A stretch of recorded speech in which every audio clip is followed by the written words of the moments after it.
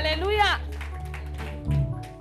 Le Dieu que nous servons est un Dieu grand et bon. Asseyons-nous. Parce que je disais au pasteur Laurence et Cyril que c'est un grand exercice que vous avez de faire un culte le matin, un culte l'après-midi et de dire la même chose pour nourrir les gens de la même façon. Vous ne pouvez pas savoir ce que c'est. C'est une responsabilité de pouvoir parler au nom du Seigneur. C'est une grande responsabilité. Et j'aimerais que nous puissions lire un verset. Commençons par lire ce verset-là. C'est le verset de 2 Timothée 3.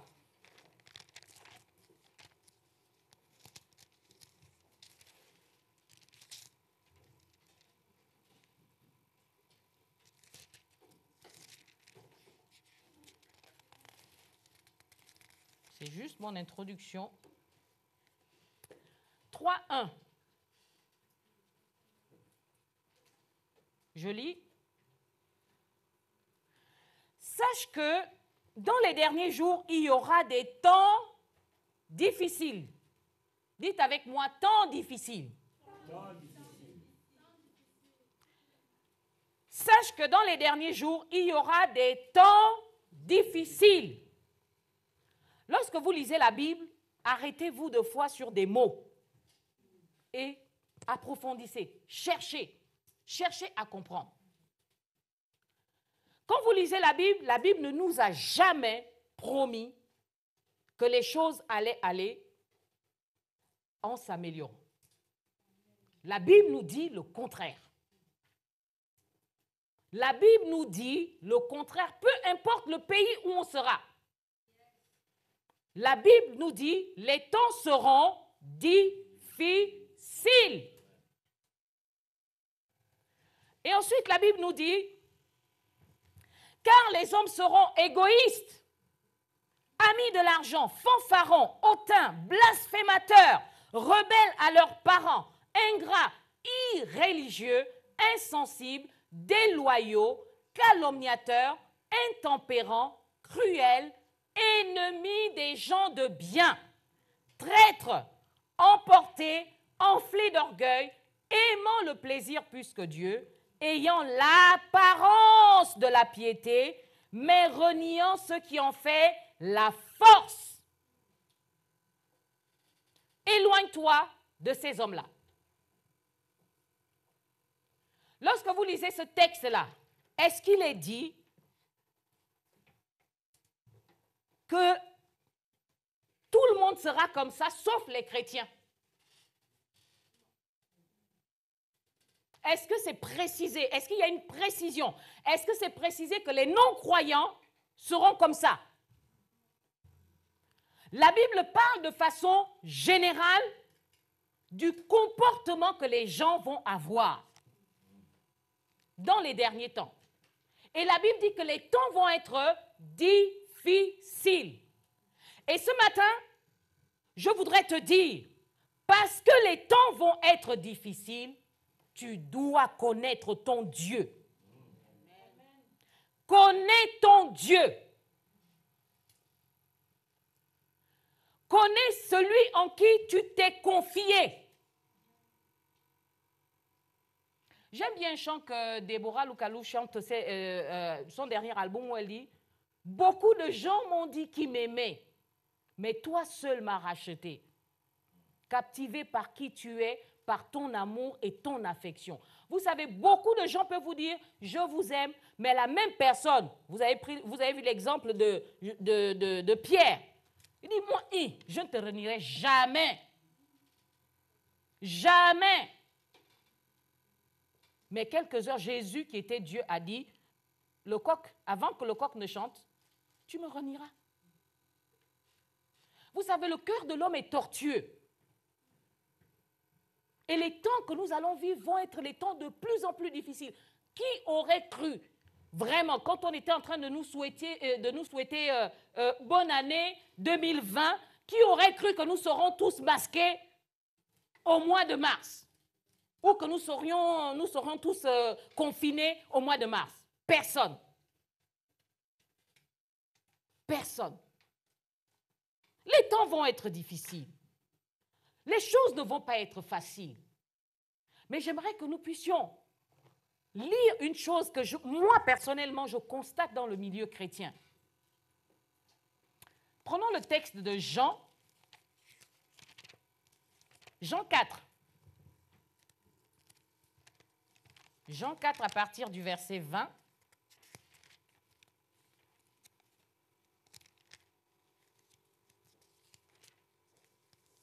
Vous savez, Jésus n'est pas venu créer une religion.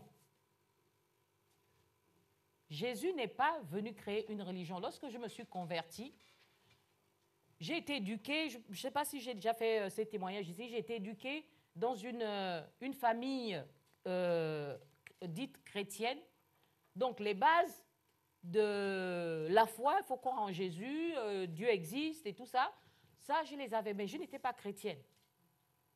Et le jour où j'ai intégré le groupe Union chrétienne des jeunes gens, j'étais ado, je devais avoir 14 ans et demi, et j'ai écouté la façon dont il parlait de la relation personnelle avec Dieu. Je vous dis, je ne me suis jamais levée pendant un appel à la conversion. J'étais dans ma chambre. Quand j'ai écouté les différents... j'ai intégré un groupe, je ne connaissais personne dans ce groupe-là. Et la personne que je connaissais, c'était Marie-Julie Zam. Et en fait, ma mère nous a amenés à l'église et on revenait de Ndjolé, où on avait fait plus de 10 ans. Elle était sage-femme à Ndjolé. Et lorsqu'on est arrivé à Libreville, parce que j'ai un peu un mélange de tout, je m'attache plus au Moyen-Ogoué, parce que j'ai plus été élevée là-bas. Mais j'ai un grand mélange dans mon sang, de l'estuaire, de l'Ogoué Ivindo. Et j'ai mon mari qui est du Wellington. Donc, pour les gens qui sont du Gabon, c'est un mélange un peu de partout. Mais quand on arrive à Libreville, en fait, ma mère estime qu'il faut que j'intègre un groupe de jeunes de l'Église. Et les deux groupes de jeunes qu'il y avait, c'était l'UCJG, donc Union chrétienne des jeunes gens, qui est une association internationale, et qui avait une représentation à l'Église évangélique du Gabon, donc aux 9 étages.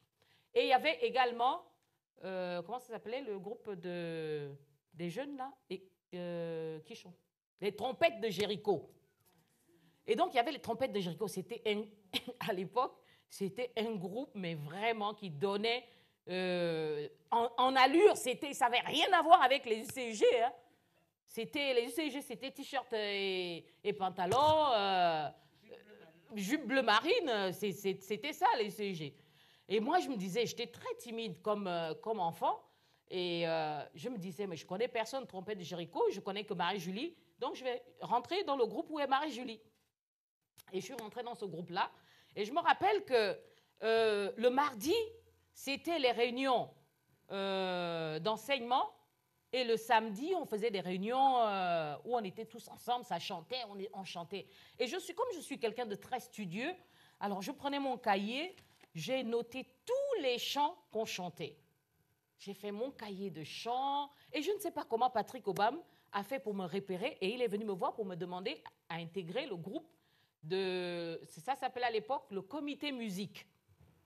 Donc, j'ai intégré le comité musique et je vous assure, le dimanche, je préparais ma tenue de mardi. Le mardi, je préparais ma tenue de dimanche ou de samedi. Tellement j'appréciais ce qui se passait dans le groupe des jeunes. Il y avait une soif de la parole de Dieu. Et quand j'ai vu, je vous dis, c'est simplement le témoignage. Quand j'ai vu la façon de vivre les gens, des jeunes, et qu'on nous disait qu'en fait, vous pouvez avoir cette relation personnelle avec Dieu, je vous dis, je ne sais pas les témoignages trafiqués, comme disait Laurence tout à l'heure, il y a des gens qui vous font des témoignages qui sont trafiqués. Notre Dieu n'a pas besoin de trafic. Amen. Il ne fait pas de trafic. Un témoignage, quand Dieu fait quelque chose, il le fait. Amen. Il n'a pas besoin qu'on y ajoute de l'humain. Amen. Et ça ne veut pas dire que Dieu n'aime pas qu'on travaille. Ça, c'est un autre point. C'est juste pour vous dire qu'on n'a pas besoin de mentir dans un témoignage. Et je me suis simplement mise à genoux dans ma chambre et j'ai dit, Seigneur, je veux marcher comme j'ai entendu ce que ces jeunes dire. Ce n'étaient pas les mots exacts, mais ce soir-là, j'ai dit, je veux marcher selon ta parole. Je vous dis, je n'ai pas senti la boule de feu. Je n'ai rien senti de spécial. Et aujourd'hui, je suis toujours chrétienne. Je me fiche des titres de pasteur ou de... Effectivement, j'ai exercé en tant que pasteur. Mais avant d'exercer, vraiment, je parle d'exercer pour prendre le soin du peuple et tout ça là. J'ai appris dans ma façon de marcher avec Dieu qu'il faut faire ce que ta main trouve à faire. Amen. Fais ce que ta main trouve à faire. Et quand les gens vont voir ce qui se passe, comment tu te comportes, ce sont eux qui vont dire qui tu es. Amen. Parce qu'un arbre, quand il porte des fruits, on reconnaît que ça, c'était l'arbre.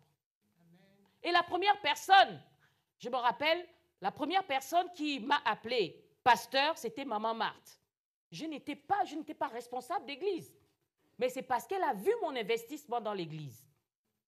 Elle a vu comment je m'occupais. Je venais je pense que c'était tous les mardis, quand on avait des suivis, expliquer aux gens, vous savez, chez nous, quand quelqu'un meurt, on porte le deuil dès que la personne meurt, on fait 1 an, et entre-temps, il y a une autre personne qui meurt, on porte encore le deuil, et il faut encore porter le deuil, et on enchaîne les deuils comme ça. Et dans l'église, il y avait beaucoup de gens. Moi, je ne connaissais rien du deuil, mais on m'a dit, il faut essayer de discuter avec ces gens-là. J'ai toujours fait dans l'église ce que ma main trouvait à faire. Vous savez, ce n'est pas quelque chose que j'ai prévu, mais je vais le dire. J'entends beaucoup de débats sur la dîme. Vous savez pourquoi les gens sont réduits à parler au peuple de Dieu de la dîme dans le Nouveau Testament? C'est parce qu'on ne responsabilise pas les gens. Parce que quand tu donnes ta dîme, si on regarde dans le Nouveau Testament, quand tu donnes ta dîme, tu n'as rien donné. On ne parle pas de la dîme dans le Nouveau Testament parce qu'on responsabilise. Et les pasteurs ont peur de responsabiliser les gens. Parce que quand vous venez, vous pensez que dans l'Ancien Testament, je n'ai pas prévu de dire ça, je vous dis la vérité. Quand vous voyez dans l'Ancien Testament, ou quand l'Église primitive a commencé, vous pensez que ce n'étaient pas des gens responsables? C'était des gens responsables et c'est pour cela qu'ils pouvaient apporter ils vendaient un terrain, ils faisaient telle chose, parce qu'ils savaient qu'il y avait des besoins. On n'a pas besoin de courir après les gens pour leur dire qu'il y a des besoins dans la maison. C'est comme quand vous vivez avec des enfants qui ont un certain âge et qui sont inconscients que, en fait, je suis dans la maison, je me douche, je me lave, je mange et je ne veux rien payer. Je ne veux pas participer. En fait, aujourd'hui, si on arrive au débat de la dîme, est-ce qu'on doit payer la dîme? Est-ce qu'on ne doit pas payer la dîme? C'est tout simplement parce que les gens ont peur de responsabiliser les chrétiens. Si on responsabilisait les chrétiens, je prends cet exemple, je vous dis, je n'ai pas parlé avec Laurence et Cyril, je dirais, est-ce que dans l'église, aujourd'hui, quel est le montant du loyer que nous payons? Si je ne donne pas, je ne parle pas de dîme. Regardez dans le Nouveau Testament. Si je ne donne pas, comme moi j'ai les moyens, et que je viens les dimanches, est-ce que comme ça c'est bien?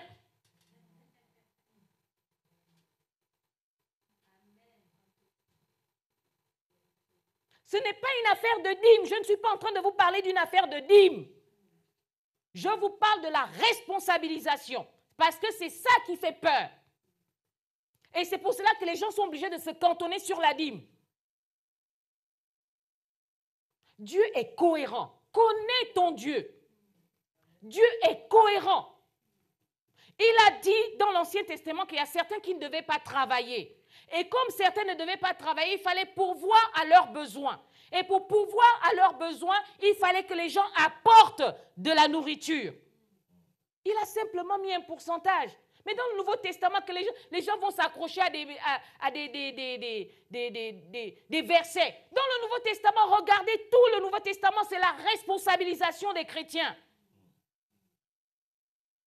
Les gens sont responsabilisés. Paul va dire, j'ai telle chose à faire. Je peux jouir des biens. Si j'arrive à semer des biens spirituels au milieu de vous, je suis aussi capable de jouir des biens matériels. Lisez dans l'Ancien Testament, celui qui prêche l'évangile vide l'évangile. Mais essayez de réfléchir, vous avez des pasteurs qui travaillent. Ils travaillent. Donc, pour manger, ce n'est pas l'argent de l'église. Mais la responsabilisation, c'est quoi? La responsabilisation, c'est de vous dire, on a un loyer à payer, on a des charges à payer. Est-ce que ça suffit ce qui rentre? Si moi, je ne joue pas mon rôle. Donc, je dis ça pour dire, pour vous faire comprendre qu'en fait, il faut connaître comment votre Dieu travaille. Il faut connaître votre Dieu. Jean 4, verset 20.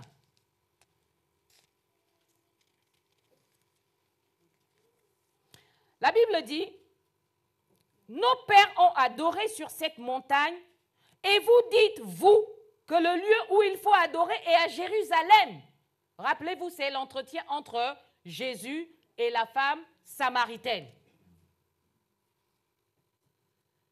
La femme samaritaine rencontre Jésus. Les Samaritains sont vus un peu comme des syncrétistes. Ça veut dire des gens qui mélangeaient, c'était des juifs, mais des métissés qui mélangeaient un peu de tout dans leur façon d'adorer Dieu. Et donc, ils voient Jésus et Jésus lui demande à boire. Et la dame dit, oh non, comment toi qui es juif, tu peux me demander à boire à moi qui suis une Samaritaine? Et quand on lit plus haut, la Bible dit, la femme lui dit, Seigneur, donne-moi cette eau afin que je n'ai plus soif et que je ne vienne plus puiser. Va, lui dit Jésus, appelle ton mari et viens ici. La femme répondit, je n'ai point de mari. Et Jésus lui dit, tu as raison de dire, je n'ai point de mari, car tu as eu 5 maris et celui que tu as maintenant n'est pas ton mari. En cela, tu as dit vrai. Seigneur, lui dit la femme, je vois que tu es prophète. Nos pères ont adoré sur cette montagne et vous dites, vous, que le lieu où il faut adorer est à Jérusalem. Femme, lui dit Jésus, crois-moi, l'heure vient où ce ne sera ni sur cette montagne, ni à Jérusalem que vous adorerez le Père. Vous adorez ce que vous ne connaissez pas. Vous adorez ce que vous ne connaissez pas. Vous adorez ce que vous ne connaissez pas. Et moi, de mon petit vécu dans le milieu chrétien, je constate qu'il y a beaucoup de personnes qui adorent ce qu'ils ne connaissent pas. Prenez Actes des Apôtres, Acte 17. Acte 17, 23.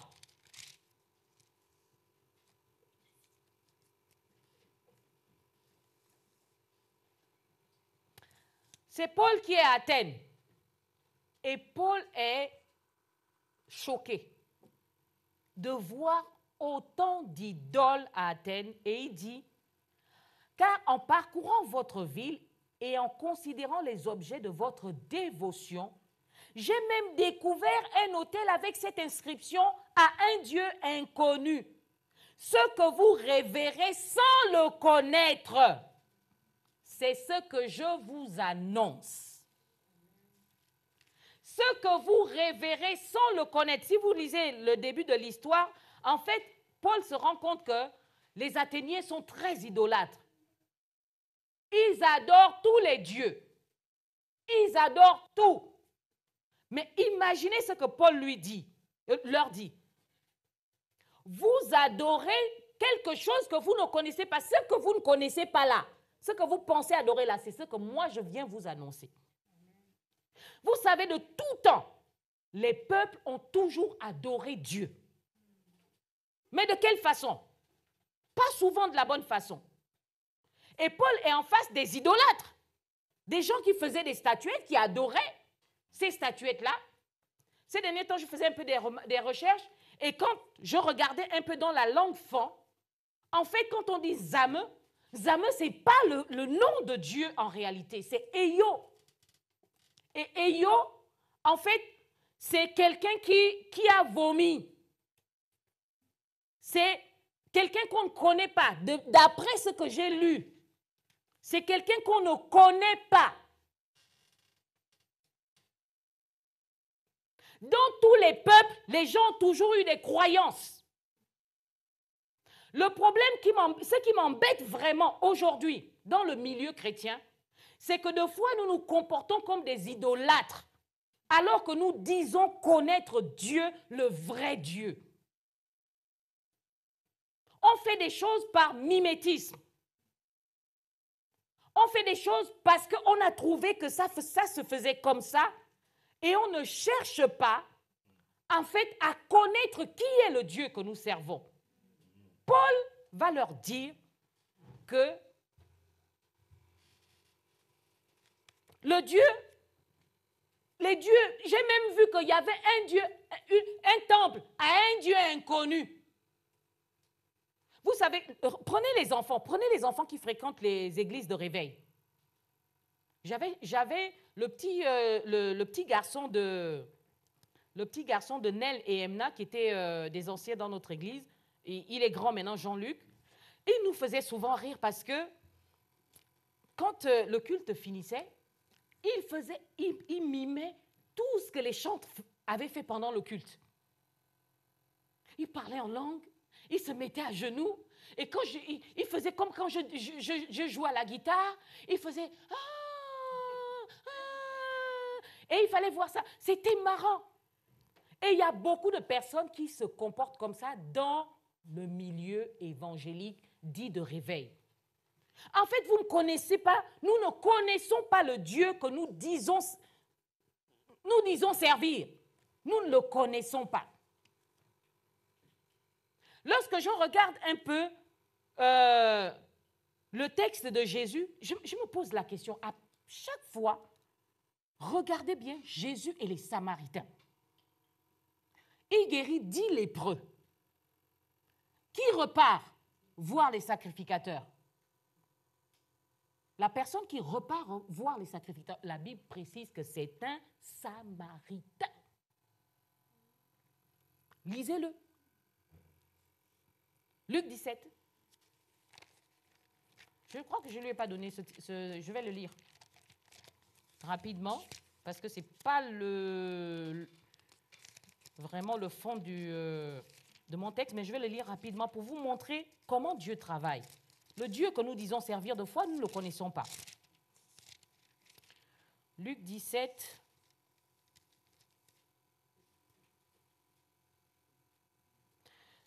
À partir du verset 11, la Bible dit « Jésus se rendant à Jérusalem, passait entre la Samarie et la Galilée. Comme il entrait dans un village, 10 lépreux vinrent à sa rencontre. Se tenant à sa distance, ils élevèrent la voix et dirent « Jésus, Maître, aie pitié de nous. » Dès qu'il les eut vus, il leur dit « Allez vous montrer au sacrificateur. » Et pendant qu'ils allaient, il arriva qu'ils furent guéris. L'un d'eux, se voyant guéri, revint sur ses pas, glorifiant Dieu à haute voix. Il tomba sur sa face aux pieds de Jésus et lui rendit grâce. C'était un.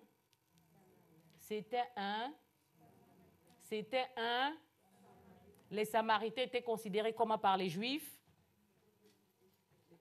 Des païens. Vous prenez l'histoire du bon, le bon, est-ce que, lisez le texte, on vous dit un sacrificateur est passé, un docteur de la loi est passé, un lévite est passé, et c'est le Samaritain qui va s'arrêter. Vous savez, on a une idée tellement arrêtée de l'amour de Dieu pour l'être humain. On pense que Dieu, il aime que les chrétiens. La Bible nous dit que nous cherchions Dieu à tâtons. Nous le cherchions à tâtons. Et il s'est laissé trouver. Remarquez que quand Jésus vient, en fait, c'est comme s'il voulait mettre en avant, apporter le salut aussi aux Samaritains. Et lorsque l'église va se disperser, Philippe va aller où? En Samarie. Notre Dieu est cohérent. Sachez comprendre comment Dieu travaille. Dans votre vie, dans votre propre vie. Parce que quand on lit les textes de la Bible, on oublie qu'en fait, c'est la vie des gens. C'est la vie, les patriarches, en fait, ils ont vécu des choses comme vous et moi. Lorsque vous venez dans l'église, qu'on prend le temps avec vous pour vous enseigner la parole de Dieu, c'est pour que vous puissiez mettre en pratique ce que vous apprenez ici dans votre vie de tous les jours. Je dis souvent aux gens, il y a des fois, j'aimerais témoigner comment je vois la main de Dieu dans mon travail. Parce que le problème, c'est que les gens, ils ont du mal à comprendre que Dieu nous accompagne. C'est pour cela que j'ai aimé les chants de ce matin. Dans tout ce que nous faisons, Dieu nous accompagne. Ce n'est pas le Dieu de ciel, c'est ton Dieu. C'est ton Dieu. Vraiment, j'aimerais quand tu vas sortir d'ici ce matin, que tu puisses comprendre qu'il a une façon de se conduire avec toi. Il a une façon de te conduire. Sois sensible à la façon dont il te conduit. Ne cherche pas à faire, à travestir la façon dont Dieu te conduit. Je racontais à Laurence tout à l'heure que j'ai suivi un activiste que j'aime bien et il m'a fait rire parce qu'il a pris un exemple en disant que on leur reproche de ne rien faire en France et il disait on nous reproche de ne rien faire en France et quand vous voyez Jésus, est-ce que Jésus a construit les maisons? Il est venu, il s'est focalisé sur sa mission. Ça m'a fait rigoler, mais c'est vrai. Chacun d'entre nous, Dieu lui a donné des talents. Chacun a des talents de Dieu.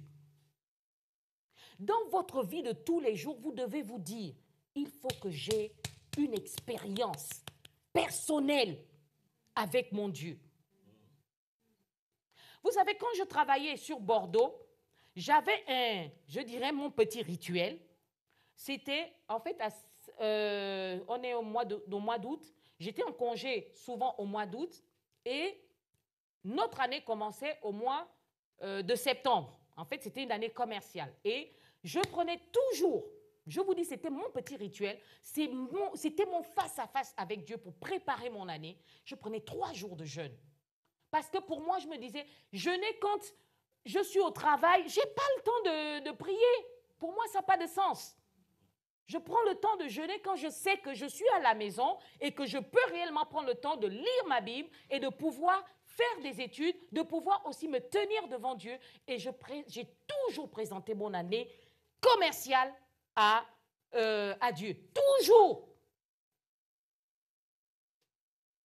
Et à chaque fois, je me rappellerai que lorsque j'ai été embauchée dans ce travail-là, il m'avait été promis que, voilà, on allait ouvrir une branche en Espagne et donc tu travaillerais sur l'Espagne.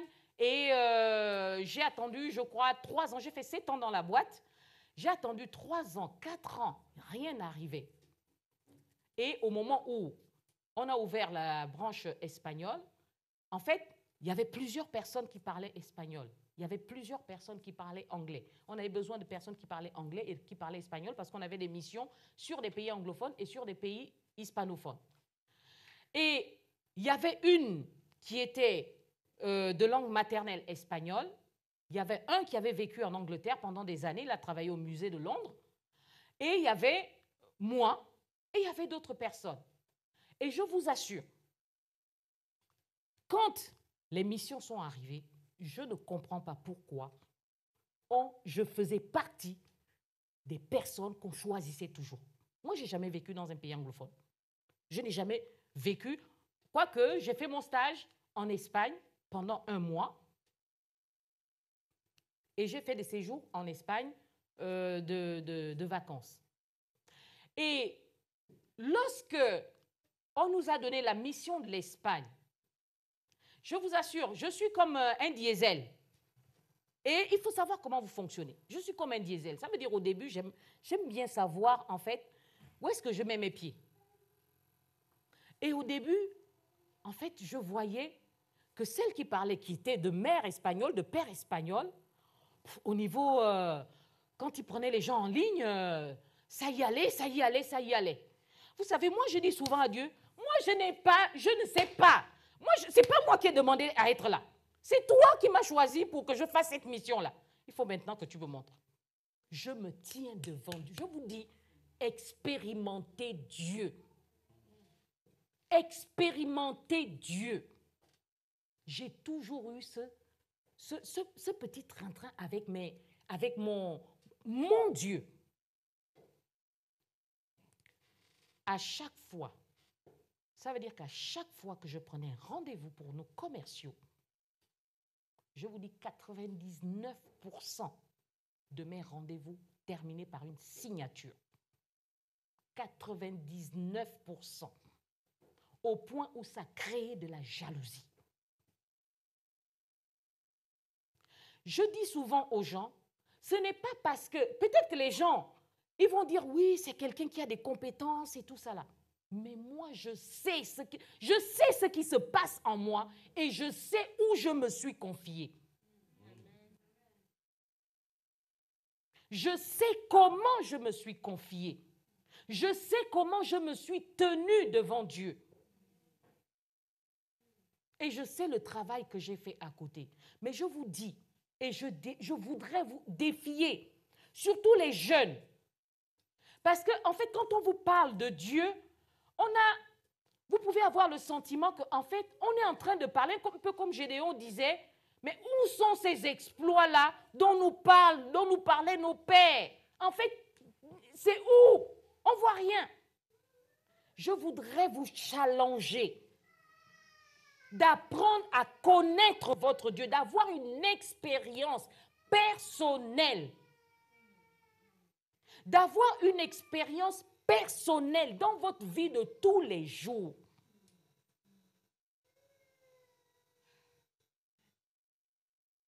De ne pas rentrer dans un certain moule évangélique où on vient, on loue, le pasteur prêche, parce qu'on s'attend à ce que le pasteur, il va forcément prêcher. Quand vous rentrez chez vous, c'est fini. Je vous assure, vous ne verrez jamais, jamais la main de Dieu, sauf quand sa grâce intervient dans vos vies. Parce que Dieu reste bon. Mais ayez ce face à face. Apprenez à connaître qui est votre Dieu. Je disais à quelqu'un, lorsqu'on connaît quelqu'un, je connais Laurence, ça fait plus de 30 ans. Je dis souvent aux gens, je sais quelles sont les capacités de Laurence, je sais aussi quels sont ses défauts, mais si vous venez me dire quelque chose, je me rappellerai, quand, vous savez, on s'est levé dans un mouvement citoyen, c'était un appel qu'elle a, mais moi, je m'étais levé dans un mouvement citoyen et je suis allée dans un certain milieu, j'ai entendu plein de choses qu'on a racontées sur Laurence. Mais moi, je connais Laurence depuis qu'on est jeune. Quand on connaît quelqu'un, je dis bien connaître, je vous dis, vous n'avez pas les mêmes rapports que quelqu'un qui ne connaît pas la personne. Vous savez faire la part des choses. Et vous savez regarder, vous voyez comme ça, vous dites que, en fait, j'ai écouté, j'ai regardé, je me rends compte que. Parce que vous connaissez la personne. Et Dieu, c'est la même chose. On apprend à connaître Dieu dans votre marche de tous les jours. Dans votre marche de tous les... N'attendez pas la boule de feu. Dans votre marche de tous les jours, quand je dis, dites, connais ton Dieu. Parce que je crois quelque part que vous vous dites que c'est mon Dieu. Mais souvent, quand nous disons mon Dieu, en fait, nous mélangeons toujours le nous et nous ne savons pas que tous les jours, Dieu a un regard particulier sur nous. Quand je dis nous, sur moi, dites moi, sur moi. Quand je me lève le matin, Dieu a un regard particulier sur moi. Peu importe les circonstances par lesquelles tu passes, peu importe les difficultés par lesquelles tu passes, Dieu a un regard. Mais comme nous ne connaissons pas souvent Dieu, on rentre un peu dans le... Il y a certains qui vont se décourager. Rappelez-vous de la parabole du semeur. Il y a une parole qui est semée et, faute de racines, la parole ne peut pas s'enfoncer. La Bible dit, heureux ceux que le maître trouvera en train d'enseigner, enfin en train de nourrir, je veux dire entre griffes, les autres, du moins en train d'enseigner les autres, heureux ceux que le maître trouvera en train de le faire. Ça veut dire quoi? Ça veut dire que la Bible met un point d'honneur à ce qu'on puisse vous donner de la bonne nourriture. Des choses qui peuvent vous rendre autonome vis-à-vis de l'être humain. Des choses qui peuvent vous permettre d'approfondir votre marche. Regardez les patriarches. Quand on nous raconte ces choses dans le Nouveau Testament, la Bible dit « espérant contre toute espérance ». Les gens ont vécu des choses personnelles. Abraham a vécu des choses personnelles. Isaac a vécu des choses personnelles. Quand nous lisons ça, on lit ça très vite, mais c'était des choses qui se sont passées pendant des années.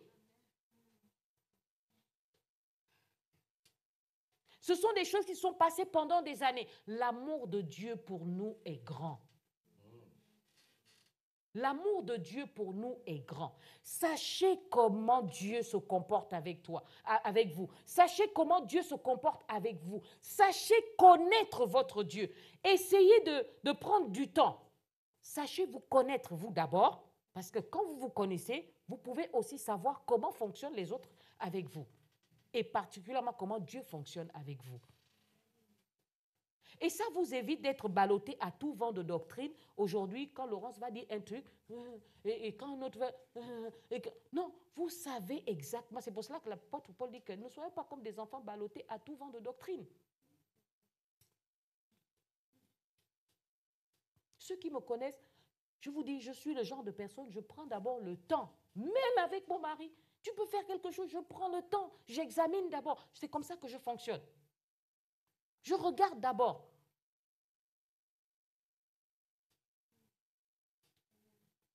Prenez le temps d'observer comment Dieu fonctionne avec vous.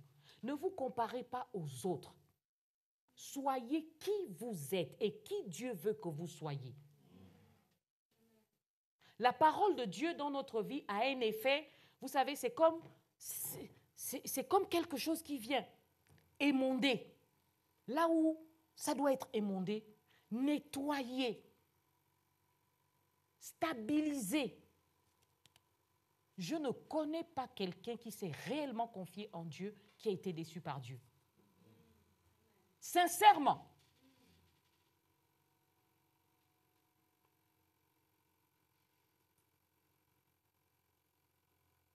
Aujourd'hui, nous sommes dans une situation, je vais terminer par là, nous sommes dans une situation un peu particulière en France.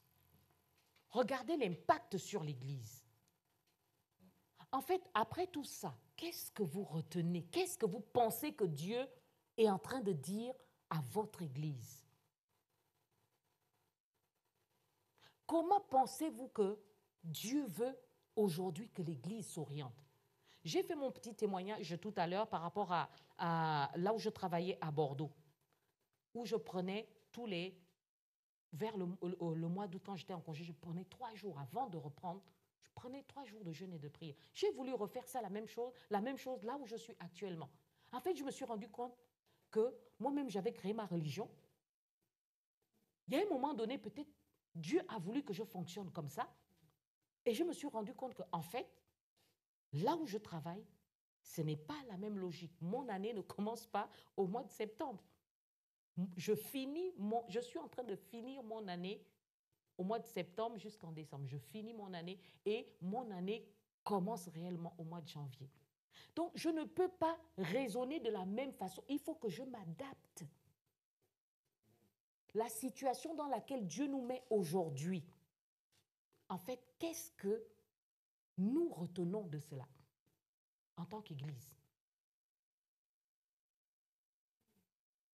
Aujourd'hui, vous ne pouvez plus voir les frères en dehors de les voir hors de l'Église, mais on ne peut plus tous se réunir. Mais qu'est-ce que Dieu nous enseigne?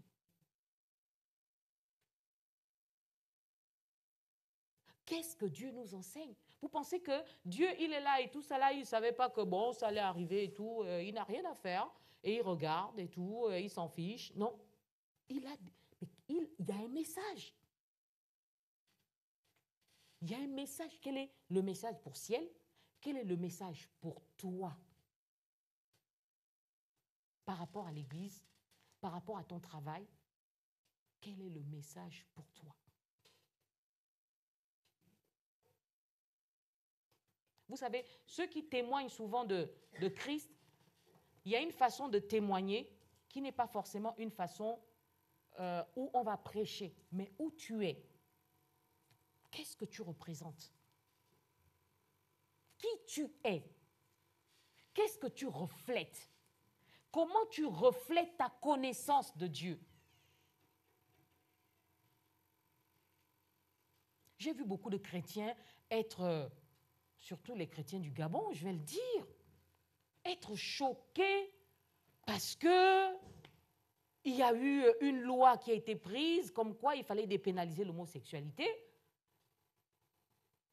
Mais quand j'ai entendu le discours, je me suis dit, c'est pas possible. C'est pas possible que les chrétiens puissent parler comme ça. C'est de la haine. C'est de la haine au nom de Dieu. On ne peut pas avoir de la haine pour comment on appelle ça, les homosexuels, parce qu'on estime que c'est une abomination aux yeux de Dieu.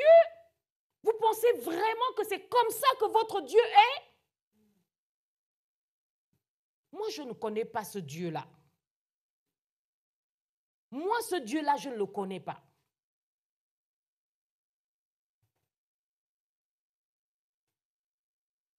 Il y a beaucoup d'entre nous qui étaient dans des voies qui ne glorifiaient pas Dieu. Il y a beaucoup d'entre nous qui étaient dans les voies qui ne glorifiaient pas Dieu. Et lorsque vous allez dire ça, on va vous dire, vous approuvez l'homosexualité. Mais quelle est cette confusion qu'on fait dans notre esprit entre approuver l'homosexualité et dire que ce n'est pas parce que quelqu'un de son propre chef décide de pécher que vous allez décider que vous le mettez en prison. Vous allez acquiescer en tant que chrétien que rien que de ce fait-là, vous allez le mettre en prison.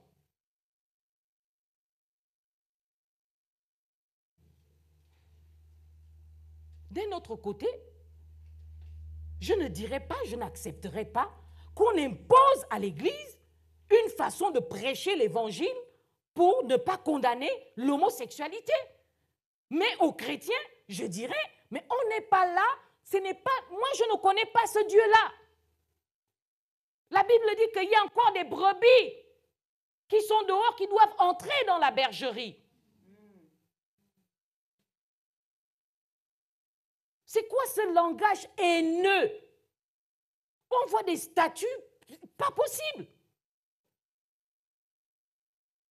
Jésus et les Samaritains, une femme qui a eu 5 maris. Vous pensez vraiment que quand vous voulez que quelqu'un vous écoute, la première chose que vous allez faire, c'est d'abord condamner ça, la situation dans laquelle elle est? Vous pensez vraiment que la personne là va vous écouter?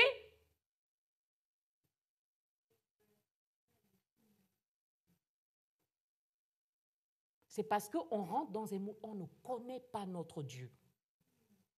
On ne connaît pas notre Dieu. On ne sait pas comment notre Dieu fonctionne. Des gens qui sont idolâtres. Et l'apôtre Paul vient leur dire, en fait, le Dieu que vous étiez en train d'adorer là, c'est celui que moi je viens vous prêcher. Oh, nous on aurait dit que, oh non, c'est pas le même Dieu. Nous on aurait dit, non, non, non, c'est pas le même Dieu. Vous adorez le faux Dieu. Mais Paul, il savait qu'il y avait une façon de les aborder. Il fallait les aborder d'une certaine façon pour qu'ils soient écoutés. Vous pensez que les dieux que ces gens-là priaient à Athènes, c'était le même Dieu que nous on prie? Comme on dit, il fallait les éléments de langage. Amen. Mais le problème, c'est que nous, on est tellement bornés, on a tellement créé notre religion, on ne connaît pas notre Dieu. On ne connaît pas notre Dieu. Soyez réellement ceux qui connaissent le Dieu véritable. Sa parole est limpide. Il n'y a pas de compromis dans la parole. Lorsque les peuples occidentaux, du moins je dirais l'Église occidentale, a commencé à traverser les difficultés sur la façon de prêcher l'Évangile concernant l'homosexualité, beaucoup en Afrique ne se sentaient pas concernés. Moi, j'ai lu des témoignages il y a plusieurs années sur comment il fallait prêcher par rapport à l'homosexualité liée à ce que dit la Bible. Et il y a des choses, le texte biblique n'a jamais été contesté. Donc, il y a des éléments de langage. Il y a une façon de parler. Il y a une façon de dire les choses. Et si vous n'arrivez pas à comprendre que plus ça va aller, plus les temps vont être difficiles, plus la façon de prêcher l'évangile, il va falloir être intelligent. Il va falloir avoir l'esprit de Dieu pour savoir comment présenter l'évangile aux gens.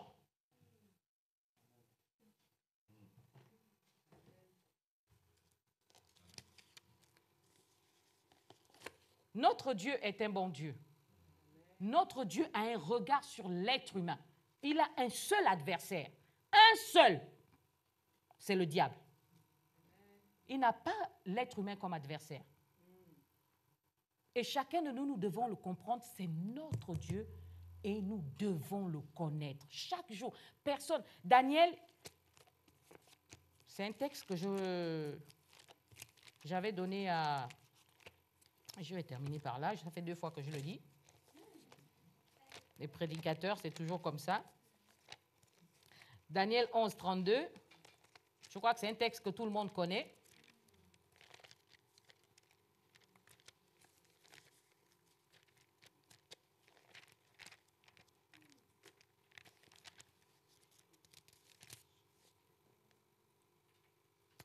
Il séduira par des flatteries les traîtres de l'alliance, mais ceux du peuple qui connaîtront leur Dieu agiront avec fermeté. Dieu présente une situation, une vision à Daniel, des choses qui vont arriver, et il dit, beaucoup vont être happés par la flatterie. Il dit, mais ceux du peuple qui sauront qui est leur Dieu, ils vont agir avec fermeté. Lorsque on a parlé de politique, je me rappelle à l'époque où les gens essayaient de se lancer dans la politique au Gabon, mais qu'est-ce qu'on n'a pas fait? On a condamné les gens. On a condamné les gens. Et lorsqu'il y a eu maintenant le truc de la pédophilie, enfin, pas de l'homosexualité, et là, tout d'un coup, ça me faisait rire de lire les statuts où tout le monde disait maintenant, oui, il nous faut maintenant nos députés, il nous faut nos machins, il nous faut ceci. Vous pensez que ça se fait comme ça?